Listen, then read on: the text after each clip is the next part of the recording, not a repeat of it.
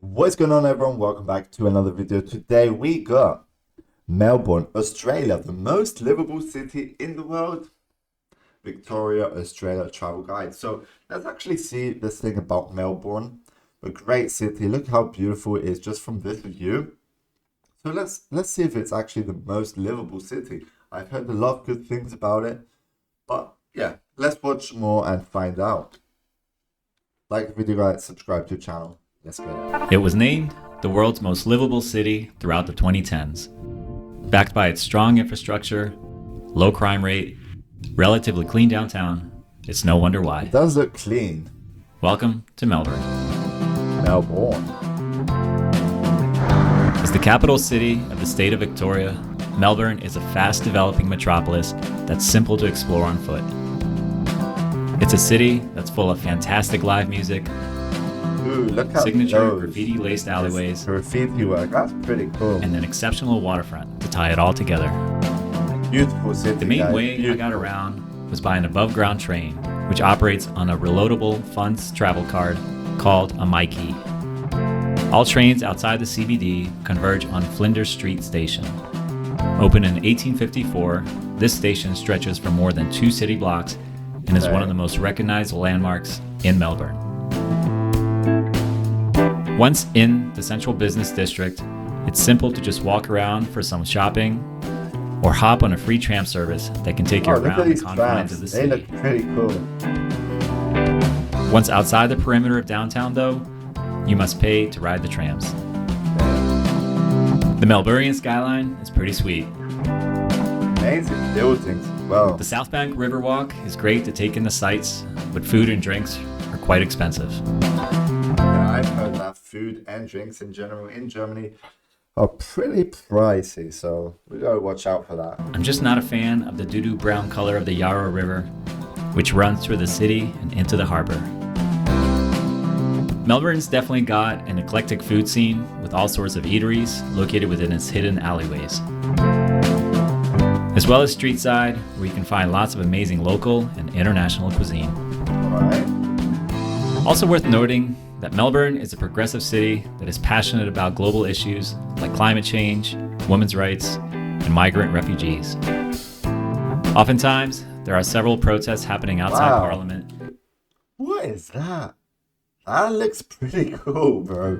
and it's a good step towards Yeah. addressing climate change, which set off the Australian bushfires that devastated nice, the native bro. koala That's nice. population. Some of my favorite neighborhoods were St. Kilda, which is southeast of the CBD and is built through a bohemian lifestyle. Honestly, I like how everything is Fitzroy literally and so Collingwood clean. are both northeast of the city and is popular with young professionals, backpackers, and students.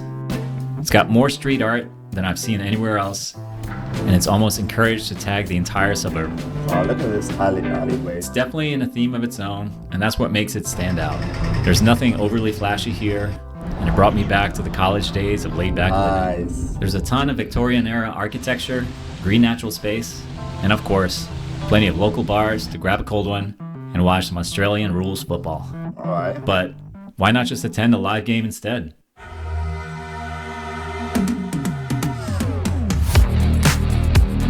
Where are we going now?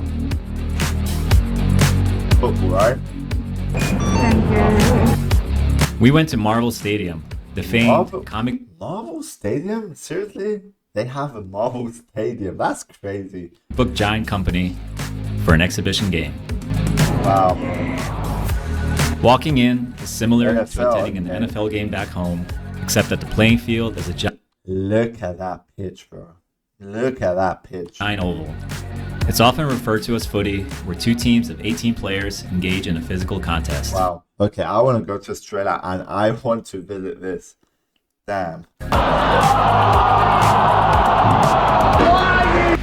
We ended up rooting for That's the dogs. crazy. Go on. The games are always high pace, You know what? Like, don't people get hit in the face, like, because there's no net or anything behind these poles, so people could get injured here, right? high score, and even if I didn't always understand what was happening, it was fun to follow.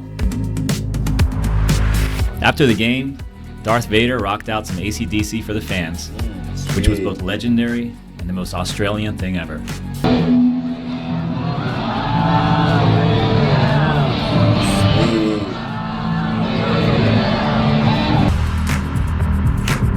At night, the city of Melbourne comes alive with vibrant lights and reflective streets. The street art also shifts with the time of the day, with melancholy lighting and even some interactive art on full display. Ooh, that looks amazing. We set off to the Dandenong Ranges.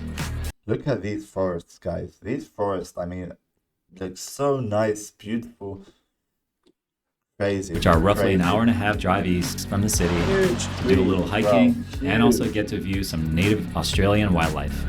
Most notably, the wild grey kangaroos and wallabies that like to hang out in the area. Seeing these animals outside of a zoo, doing their thing and hopping around was amazing. Always a good idea to watch from a distance and not approach without warning. Yep. The laughing sound of the kookaburra bird, though, was slightly terrifying. That does sound terrifying, honestly. It's like as if you're like being watched or something, you know? That's crazy.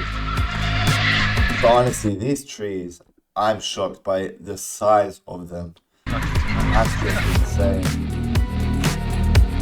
I traveled several hours north to live the farm life on a horse farm, visit sites like Organ Pipes National Park Okay. and Hanging Rock. This was a former volcano where the magma cooled and contracted to split into large pinnacles.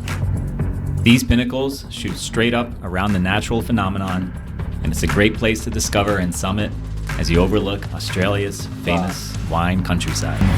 Beautiful countryside. I took another train to go even further north to the town of Bendigo, which goes by the beat of its own drum. It's the most northern large city in Victoria and is a former gold rush boomtown during the 19th century. Love green. One of as the well. prominent landmarks is Sacred Heart Cathedral, and it's one of Australia's largest churches. Okay. Its ceiling stretches on for 24 meters, while the main spire is close to 88 meters It seems small from this view, but I'm pretty sure that is a huge high, an architectural marvel worthy of checking out. Wow. Just look at I that. wrapped up my travels in Victoria at the beginning of September, where spring was on the horizon in the southern hemisphere. After getting to the airport and walking through the gnarliest duty-free of all time, I loaded onto my plane. Look at that, bro.